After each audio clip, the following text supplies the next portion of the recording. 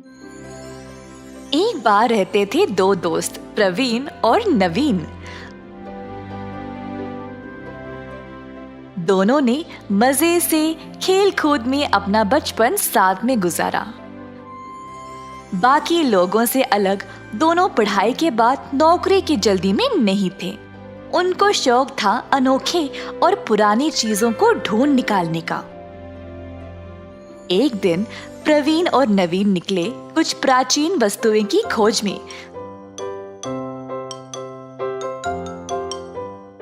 तो अचानक से उनको कोई अनोखी चीज कोड़े में मिल गई।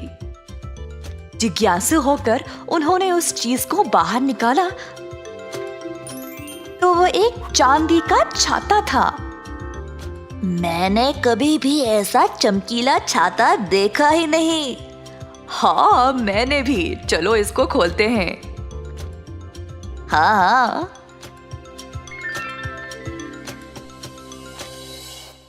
आए आए, देखो इस छाते को, पूरा चांदी का है। वाह, कितना सुंदर है ये।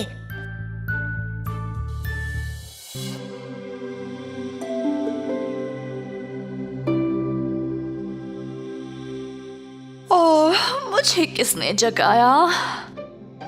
आए, तूने किसी की आवाज सुनी क्या? हाँ भाई, लगता है हमने यहाँ पर किसी की नींद खराब की है। वैसे यहाँ पर रहेगा कौन? क्यों नहीं रहेगा, मैं तो यही हूँ। प्रवीण और नवीन ये देख रहे थे कि ये बोलने की आवाज आ कहाँ से रही थी। इधर उधर देखना बंद करो, मुझे देखो, मैं छतरी हूँ। ये तो जादू है। तुमने कभी बोलने वाला छाता देखा है?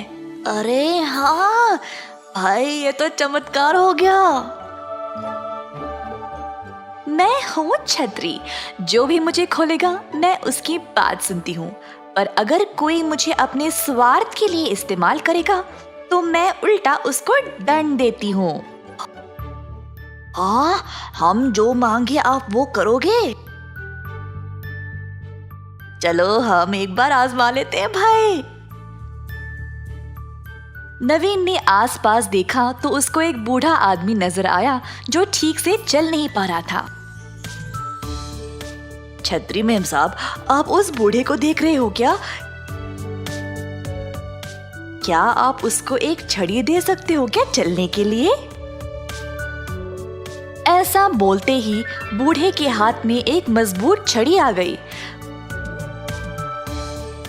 प्रवीण ये जादू देखकर हैरान रह गया। क्या कमाल की छतरी है ये। अब से मैं इसका इस्तेमाल करके अपनी इच्छाएं पूरी कर सकता हूँ। दोनों ने छतरी को साथ लिया। नवीन के घर पहुंचकर दोनों ने घर के पीछे एक छोटे से कमरे में इस जादुई छतरी को छुपा दिया। अगली सुबह नवीन के माता पिता उससे बात करने आए। नवीन बेटा, क्या सोचा है अब? नौकरी के लिए कहीं पे देखा है? नहीं पिताजी, मेरा रिसर्च अब समाप्त हुआ है। मेरे पास एक योजना है। जो भी प्राचीन वस्तुएं मैंने आज तक जमा किए हैं ना, मैं उनके साथ एक म्यूजियम खोलूंगा। म्यूजियम से तुमको क्या फायदा होगा? पैसे कैसे कमाओगे? म्यूजियम के अंदर जाने के लिए टिकट तो लगेगी ना माँ, वही मेरी कमाई होगी। नवीन के माता पिता को उसकी योजना पसंद आई और उन्होंने उसको अपना आशीर्वाद दे दिया। दूसरी ओर प्रवीण के माता पिता भी उससे बात करना चाह रहे थे, पर प्रवीण ने उनकी ओर ध्यान नहीं दिया। प्रवीण अपने घर से निकला और सीधा नवीन के पास आया। दोनों तुरंत नवीन के घर के पीछे गए।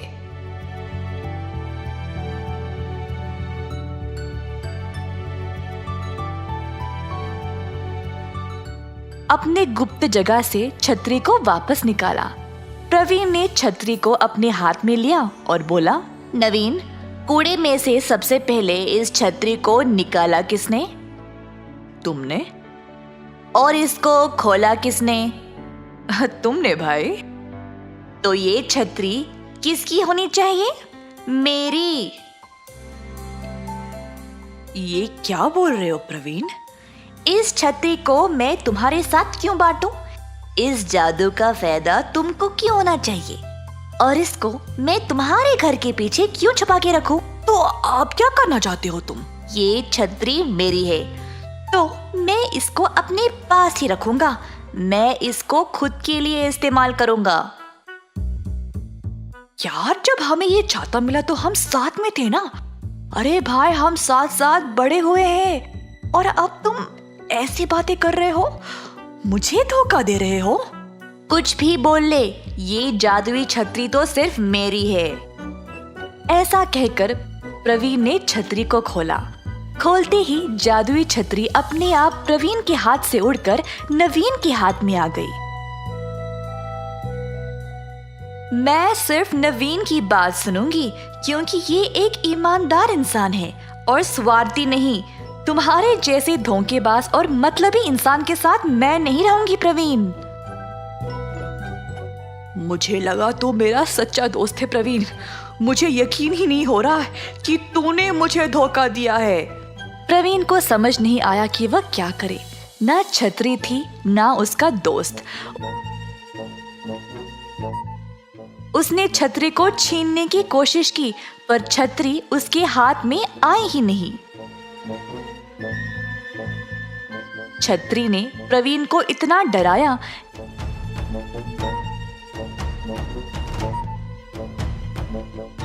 कि अंत में उसने हार मान लिया और वहां से भाग निकला।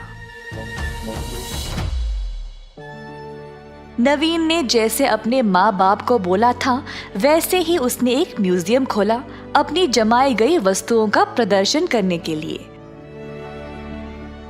उसने हर एक चीज को बहुत ही सुंदर तरीके से रखा ताकि सब लोग देखने के लिए आए जरूर।